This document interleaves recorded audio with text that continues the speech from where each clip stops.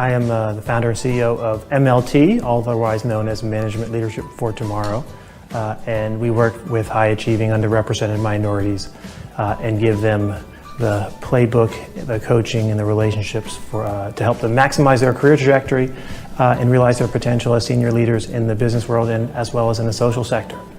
That every young person has the right to realize his or her potential, and we should live in a world where no one who has talent and is willing to work hard and is coachable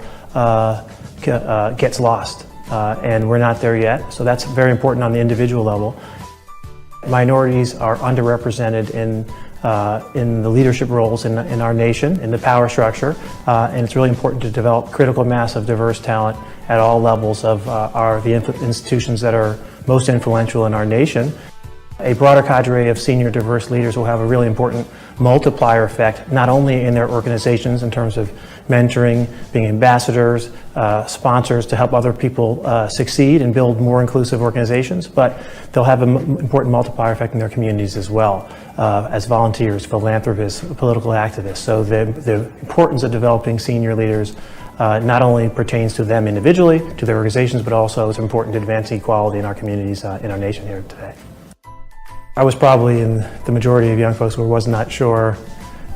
what I wanted to do. I knew, growing up in Washington, D.C., the center of the sort of political and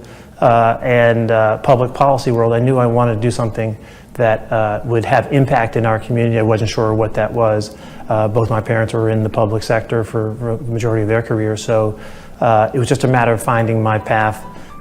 to impact. And I had a view. My father told me when I was young that one of the important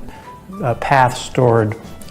social justice and overall equality was to create stronger economic power in the minority communities, and in addition to political power. So he really stressed the importance to me of economics and the role that institutions and business can play, and I think that influenced my interest in pursuing a career in business, where I spent largely the first half of my career, and then also influenced my interest in shifting to become a social entrepreneur my second chapter of my career.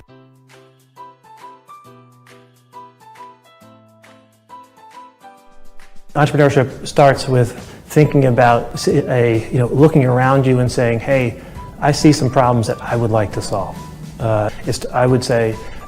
look around and see, what on one end, what makes you mad, what concerns you, what problems you see that you can potentially have some that you want to track, that you want to think about addressing at some point in your life, and two, what gets you really excited, what fuels your passion, and that will lead to thinking about ways to connect what you really love to solving problems that you have experienced and that you see other people experiencing. The advice that I give is that what's really important early on, as early as you can, is to figure out what that cross-section is between what you're passionate about, okay, and what your real genius gifts are, where you, and I think that the confluence of those two areas, what you can be really great at and what you really care about the most, that's the sweet spot where what I call your lane, where that enables you to